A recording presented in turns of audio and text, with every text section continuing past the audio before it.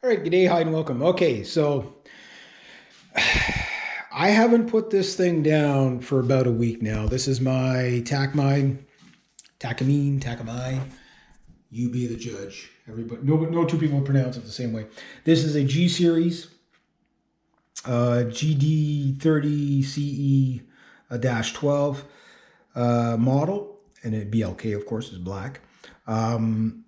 12 string. Should you buy a 12 string? Why should you buy a 12 string? Well, this is my third 12 string. My first 12 string was an Oscar Schmidt, which was a $200 12 string, and it was absolutely horrible to play. I had to do a lot of work to get it to be able to play. I had to take down the nut and everything like that. It had a bolt-on neck. That's how bad cheap of a guitar it was. It was nowhere near the quality of this thing. The frets on this, absolutely, look at that. You ain't gonna cut your fingers on that. You know what I mean? Like that. That's usually I prefer binding on the neck, but this has no binding. Or it has like a false binding, but you will say it has no binding. It's a very, very nice guitar. I picked a really good one. But why would you play a 12 string? What is a 12 string, first of all? Well, it's like two guitars at once. Well, I'm going to disagree with that. It's not like two guitars at once. It is octaves. But it's kind of like playing a guitar and a mandolin at the same time, but with like a bouzouki, where it is an octave, but each, like for example, that's a high string, that's a high string, that's a high string, high. These two are four are the same, but you can see like your G string, you have a high like electric guitar G string on that, but on when you get to the A, it's like a mandolin A. You know what I mean? Or a D, a mandolin D and a mandolin A, and then. Yeah, like an EE. So it's not quite like two guitars. It has the effect of sounding like two guitars, but it sounds like the effect of one guitar tuned a full octave higher. So that's if you want to get really technical about it, that's what it sounds like. So it gives you a magical sound. There'll be lots of sound examples in the future. Right now, I just want to talk about why I bought my 12 string. A lot of acoustic players will say this: I love the sound of the 12 string, but they're too hard to play. This is where you got to know how to pick a 12 string, and we'll get into videos on that. But the thing is that when I play guitar or pick a guitar or buy a guitar, the first thing I always look for is playability. Now, this guitar has not been set up yet, but there's a few things you can look for when you're buying a 12 string. And the first thing is the playability. Second will be the sound, because they all sound good. Then on the sound, the only decision you really have to make is, do you want a dark sounding guitar or a bright sounding guitar? If it's an acoustic electric like this, it's a little bit easy that you can mold that. But if you want a more darker sounding 12 string or a brighter sounding 12 string, that's where you're going to get into the wood choices and stuff like that. But how can you only play rhythms on these? Well, no, you can do lots with these. I don't have my pick with me right now, but you can do all kinds of stuff up here, and arpeggios. There is a kind of a way to kind of get the most out of a 12 string.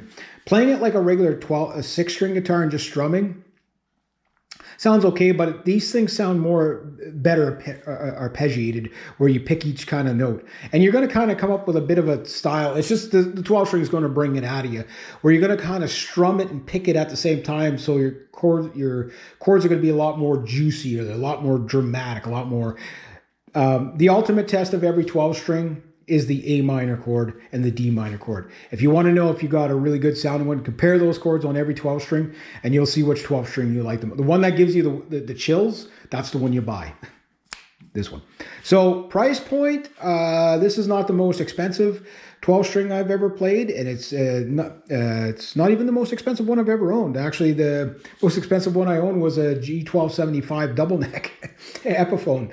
That thing was a total different animal, because it was electric as well as a 6 string, and had the 12 string on it and whatever. But that guitar weighed 14 or 17 pounds. This is nice and light. I don't know what this weighs, but it's definitely not 14 or 17 pounds. No, you can do more than just rhythm guitar on this. You can do more than just C, G, D type stuff. You can get really crazy. I mean, if you watch Richie Sambora wail away on one of these, the Hotel California solo, it sounds epic on this. That last little thing that they do at the end, which is basically the soloing. They're soloing the chords. The ultimate test for, believe it or not, if you want to tell if you got a playable 12 string, is play all the positions of Hotel California. If you can hit all those notes and then just include the big F here and the F chord here, and if you can do that and you play the B chord here and it doesn't hurt your hands too much, then you know you got one that you know is workable. Like this guitar, the action's a tad bit high. And you're not going to have the strength on these things right away until you play them lots. So if you don't play them lots, it's going to sound rough at first. So there's first two things you got to get out of the way with a 12 string is, number one, you got to get climatized to playing a 12 string.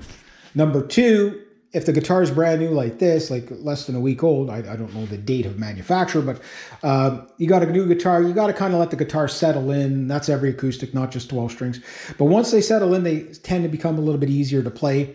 The other one is just the action, where it is. If the action is like that high, you know, just look to see if you can actually have a Luther take it down. Like this one, like most acoustic guitars, they always put the action a little bit too high because they don't know what strings you're going to go with. And maybe you go with 11s, which will have more tension on it. Then you can bring the action down even more. Maybe you go with, maybe there's 10s on there and you want to go, or 11s and you want to go down to 10s. Then there's less, and then suddenly, you know, the action's too low and you're buzzing. So play the guitar, let the guitar get it settled after you've played it a lot for 6 months. That's what I'm doing. Maybe you do it in the first week. I'd rate at least 6 months to get it set up. And, you know, maybe in 6 months you'll be playing it so well that you know your finger strength is going to go up anyway. That you probably won't even need to get it set up. It's just if you want to do really fast runs on it, like shredding, so to speak, then you'll probably have to lower the action. I may or may not have to lower the action on that. And of course, intonation.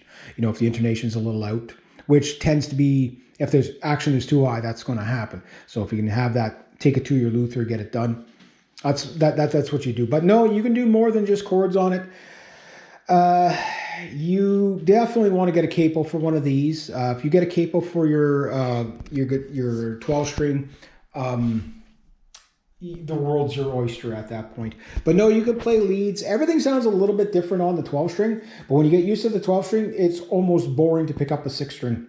Like you realize how flat and dull your 6 string sounds in comparison. These things are just so tone rich. The other thing too is after you've been playing the guitar for a few weeks, it's gonna sound like the guitar's lost volume. It hasn't. It's just gonna sound so much more even because, like I say, as the wood and everything gets more settled, it's not as harsh, so everything becomes smoother. But when you record with it, it's like wow. Yeah, no, you can do leads on this. You can finger tap on it. It's a little more work, but you can do it. You can do fast runs, arpeggios. You name it, you can do it. It's just get it set up. So don't be afraid of the 12 string. Try everyone in the store. One's going to stand out at you more than another. This one in between, there was 2 identical ones like this there. And this one was a little more out front, which is kind of like suits me more for the leads anyway. And obviously, with its wide sound and smooth sound, it's more than fantastic for rhythms. Yeah, so just kind of be mindful of that. But no, anything you play on a 6 string, you could pretty much do on the 12 string. In fact, after a while, you're going to find that 12 strings are actually easier to play because it's just the way your fingers feel more balanced on 2 strings than they do on 1. There's a lot of myths to dispel about the 12 strings and whatever. I think every guitar player, you know, like it gets to the point where it becomes your main guitar after a while if you're not careful because you just get so addicted to it. All right, there you go. Have yourselves a great day.